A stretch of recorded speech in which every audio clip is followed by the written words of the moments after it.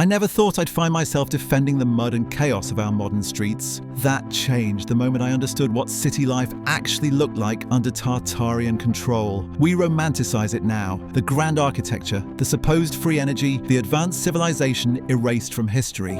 But here's what nobody talks about: the suffocating weight of living inside a system designed not for human comfort, but for something else entirely. Something that treated populations like components in a machine they didn't fully understand. Let me show you what the evidence actually reveals. Start with the cities themselves. We look at old photographs, those haunting images from the 1800s showing massive structures, wide boulevards, ornate buildings stretching beyond reason. Beautiful, right? Except you're seeing the skeleton, not the living organism. You're seeing what remained after collapse, not what functioned during operation. Because when you examine the architectural layouts, when you trace the flow of those cities, a disturbing pattern emerges. They weren't designed for people to live in. They were designed for people to serve. Consider the scale: buildings 4, 5, 6 stories tall with ceilings reaching 4 to 5 meters high. Ground floors that are now basements, buried under meters of sediment. The official story calls this grandeur, impressive architecture from a sophisticated civilization. But walk through these spaces mentally. Imagine living there. A 5-meter ceiling in a residential building serves no practical human purpose. It makes heating impossible. It creates acoustic nightmares. It wastes construction materials and multiplies maintenance costs. Modern architects avoid high ceilings in residential spaces for exactly these reasons. Yet Tartarian structures consistently featured them. Why? Because the buildings weren't optimized for human habitation. They were optimized for something else, and humans simply occupied them. Then there's the window problem. Examine photographs of Tartarian structures closely. Count the windows on any given floor. Now calculate the interior space. The math doesn't work. You find buildings with ornate facades, dozens of windows suggesting vast interior rooms. But when you account for wall thickness, structural supports, and basic geometry, those rooms couldn't have existed. Not at the size the windows imply. What you're looking at are false facades, architectural theatre, buildings constructed to present a specific external appearance, regardless of internal function. And that raises an uncomfortable question. Who builds cities where appearance matters more than utility? Who creates structures designed to impress from the outside while the inside serves an entirely different purpose? The street layouts tell an even stranger story. We're taught that Tartarian cities represented advanced urban planning. And yes, the boulevards were wide, the intersections geometric, the overall design following mathematical principles, but follow those streets, trace where they actually lead. Many terminate at buildings that shouldn't be destinations. Others create circuitous routes that make no sense for commerce or daily traffic. The famous star patterns, the radiating avenues, they look impressive on maps. Walk them in practice and you'd spend half your day traveling unnecessary distances. It's planning, certainly, but not planning for human convenience. It's planning that prioritizes something else. Sightlines perhaps, energy flow according to principles we don't understand. Geometric requirements that override practical transportation needs. Then you have the infrastructure nobody wants to discuss: the underground networks. Every major Tartarian city shows evidence of extensive subterranean construction. Tunnels, chambers, passageways extending far beyond what sewage or utility access requires. The official explanations are vague: maintenance access, storage, transportation. Except the dimensions don't match those purposes. Tunnels 3 meters wide and 2.5 meters tall, running for kilometers beneath city streets. Chambers large enough to hold hundreds of people, built with the same precision stonework as the surface structures. Ventilation shafts that penetrate deep into bedrock for no documented reason. These aren't basements. These aren't simple utility tunnels. These are parallel cities beneath the visible ones. And based on the archaeological evidence, significant portions of the population spent significant time down there. Ask yourself, what kind of civilization builds extensive underground infrastructure and then uses it for daily operations?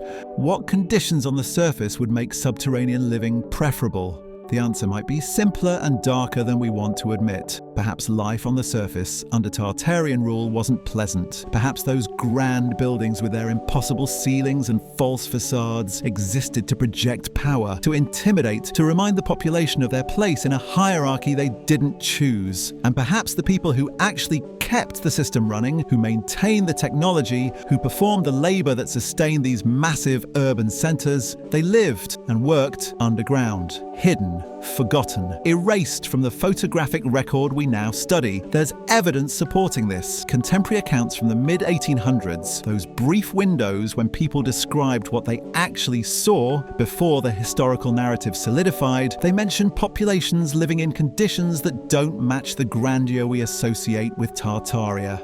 They describe workers emerging from underground factories, crowds housed in structures that no longer exist in the photographic record, social stratification so extreme it seemed inhuman. But here's what troubles me most: the energy systems. We're told Tartarian civilization had access to free energy, that the towers and spires dotting their buildings weren't decorative but functional, pulling power from the atmosphere or the earth itself. And maybe that's true. The technology clearly exceeded anything in our current understanding. But free energy doesn't mean freely given.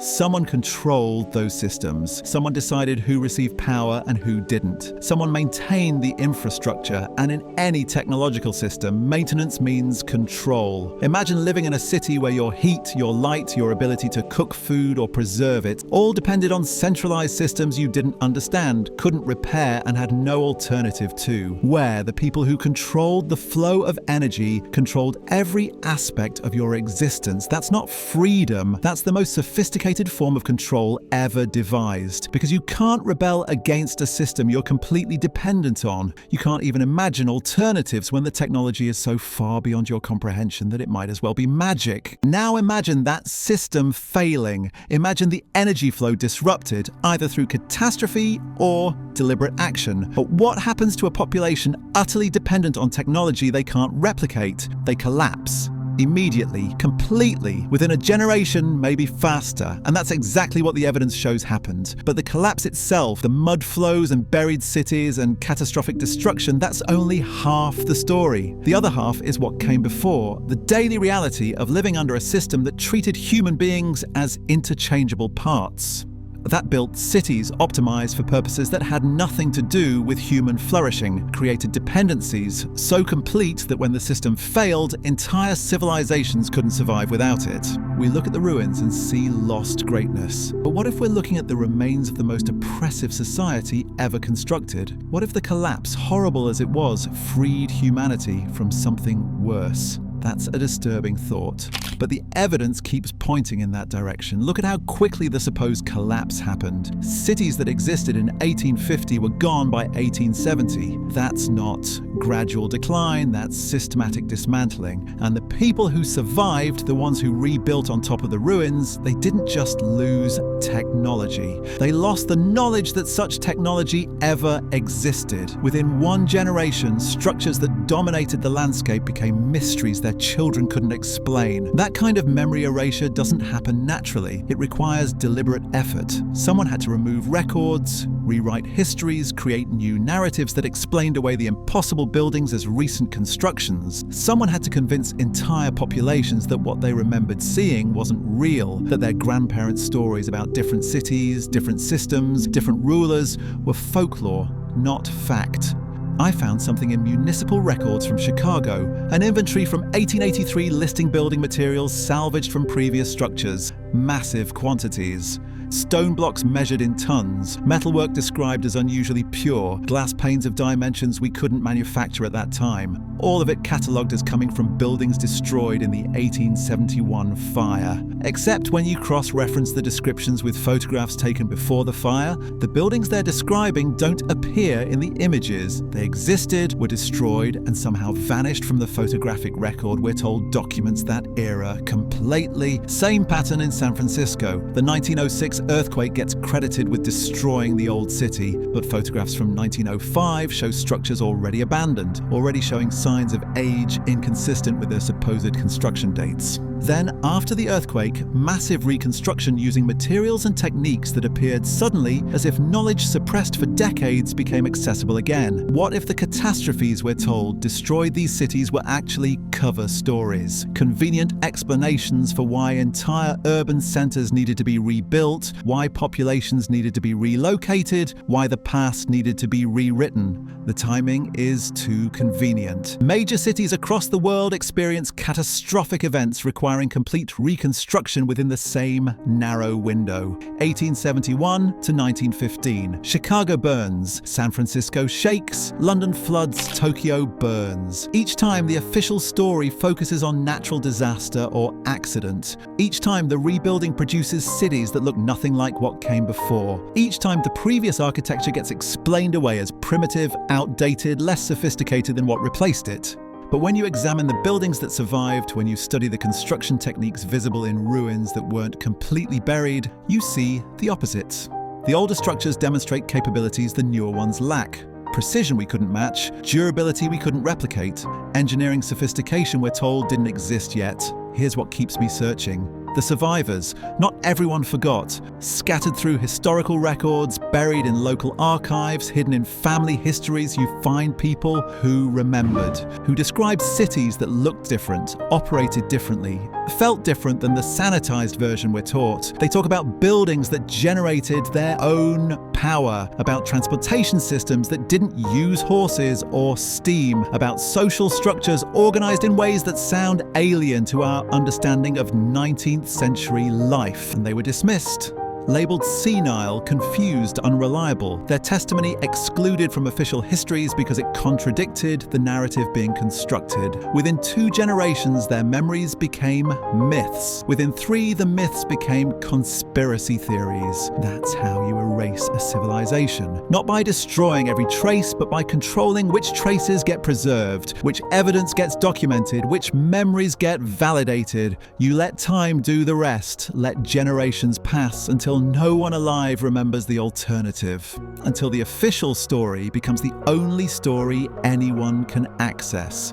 I started mapping the locations where this evidence appears, cities that show signs of being built on top of something else, places where the underground extends too deep, too organized, too purposeful to be simple basements or storage, regions where local legends describe catastrophes that don't match official records. The pattern forms a network, not scattered randomly across the globe, but concentrated along specific latitudes, following coastlines and river systems, clustering around geological features that suggest careful selection, as if someone planned these locations, built infrastructure connecting them, created an integrated system spanning continents. Then something happened to that system. The connections broke, the infrastructure failed or was deliberately destroyed, and in the chaos that followed, populations scattered, knowledge fragmented, the unified whole became isolated pieces that couldn't sustain themselves independently. What survived were the largest cities, the ones with enough population and resources to adapt, but even they had to change. The grand architecture became maintenance nightmares. The underground systems became unusable or dangerous. The technology that sustained millions became inaccessible, and the people who understood it were gone. So they buried it, literally covered it with earth and built new cities on top, created new histories that explain their presence without referencing what came before. Within 50 years, the transformation was complete. The old world became myth, the new world became reality, and anyone who remembered differently was forgotten. I think about the children born in 1870. They grew up in cities being actively rebuilt. They saw crews excavating foundations, moving massive stones, uncovering tunnels and chambers that obviously predated recent construction. They asked questions. Who built this? When? Why? And they were told stories about recent history, about known architects, about documented construction projects, stories that didn't quite match what they could see with their own eyes, but were repeated so consistently, so authoritatively, that questioning them seemed foolish. Those children became the grandparents who taught my grandparents. The chain of memory, already corrupted, passed down diluted truth mixed with convenient fiction, until the fiction became fact through sheer repetition. Now we excavate those same cities and find anomalies we can't explain, because we're looking at the evidence through the lens of the corrupted narrative. trying to make physical reality fit historical fiction. What if we reversed it? What if we stopped trying to force the evidence into the timeline we've been given and instead let the evidence tell us what the timeline actually was? That's the shift that changes everything. Not adding Tartaria to existing history, but recognizing that existing history might be the addition, the overlay, the reconstruction narrative created after something else ended. Look at any major city built before 1900. Really look. The ground floors that are now basements, the buried archways, the windows that open onto dirt, the infrastructure that extends downward with no clear bottom. These aren't signs of gradual development. These are signs of catastrophic burial followed by adaptation. And here's what makes it undeniable. The burial depth is consistent. Not approximately consistent, precisely consistent. Across cities separated by thousands of kilometers, different climates, different geological conditions, you find the same depth of sediment covering the same architectural features. That's not natural accumulation. That's not gradual urban development. That's synchronized catastrophe. I found something else in the records. Something nobody talks about. Between 1870 and 1920, there was a massive global effort to photograph cities, not just monuments or landmarks, but systematic documentation of urban architecture, street layouts, building facades, infrastructure. The official explanation calls it the birth of documentary photography, the rise of photographic technology making this possible for the first time, except the timing is too perfect. Right after this supposed catastrophe, right as the rebuilding begins, suddenly there's a coordinated effort to photograph everything, to create a visual record of what exists now, as if someone wanted to establish a baseline, a reference point for what the world looked like after the transition. Those photographs show something disturbing when you examine them carefully. They show cities that look too uniform, too recently constructed, too similar in architectural style across vast distances, as if they weren't built gradually over centuries by different cultures with different aesthetics, but rapidly by populations following similar plans, using similar techniques within a compressed time frame. The photographs also show something else: massive construction projects everywhere, cities being torn down and rebuilt, infrastructure being excavated and buried, crews working on scales that seem impossible for the population sizes recorded in official census data. Where did the labor come from?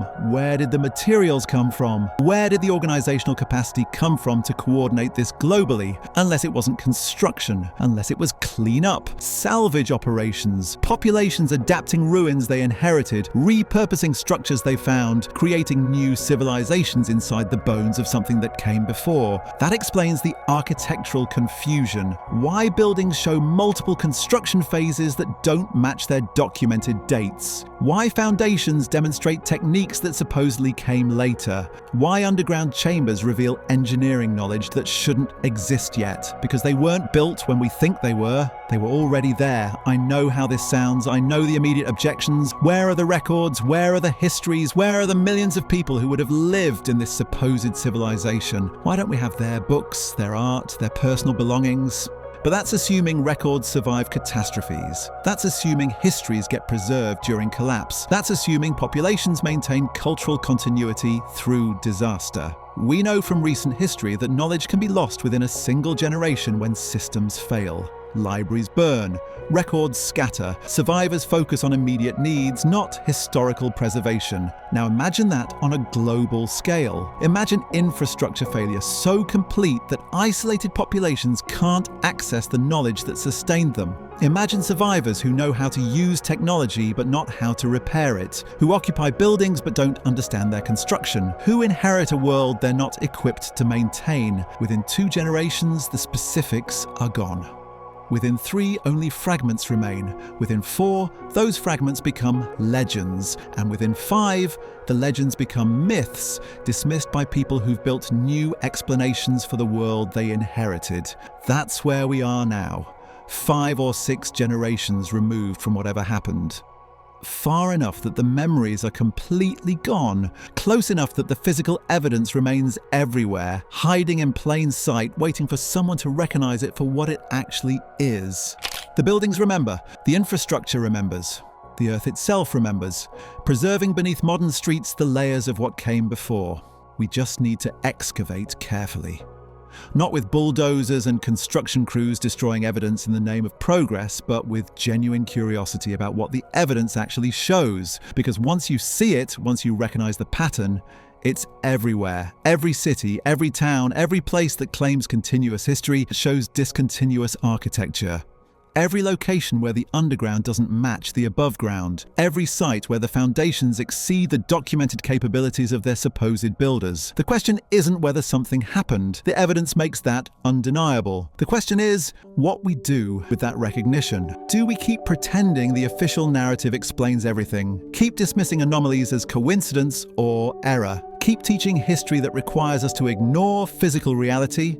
Or do we start asking better questions? Questions about capability and chronology. Questions about what got lost and why. Questions about whether progress is actually linear or whether civilizations rise and fall in cycles we've forgotten how to recognize. The truth is preserved in stone, in earth, in structures still standing, not in books that can be rewritten, not in records that can be altered, not in narratives that can be controlled, in physical evidence that exists independent of what anyone claims about it.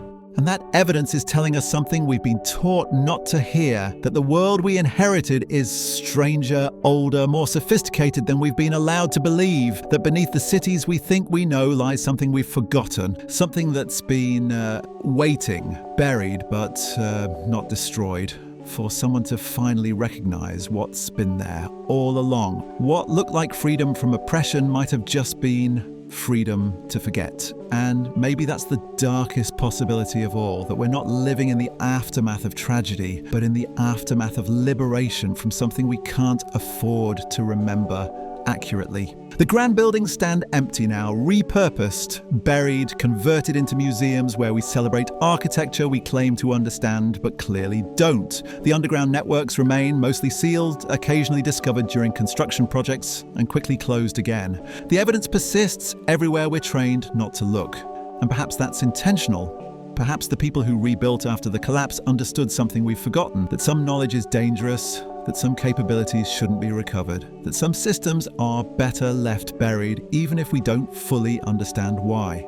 I walk through modern cities differently now. Every basement window at street level makes me wonder how deep the real ground floor sits. Every ornate building makes me question who it was really built for. Every coordinated urban layout makes me ask what purpose it actually served. The answers aren't in textbooks, they're not in official records, they're in the foundations beneath our feet, in the chambers sealed and forgotten, in the architecture we've inherited but never quite understood. They're waiting for anyone willing to look past the narrative and see what's actually there. Because the buildings remember, even if we don't, and they're telling a story about life under Tartarian rule that's far more disturbing than lost technology or free energy. They're telling us about a civilization that built beautiful prisons, that created dependencies so complete that collapse was preferable to continuation, that left behind monuments to control masquerading as monuments to greatness. We call them ruins now. Maybe we should call them warnings.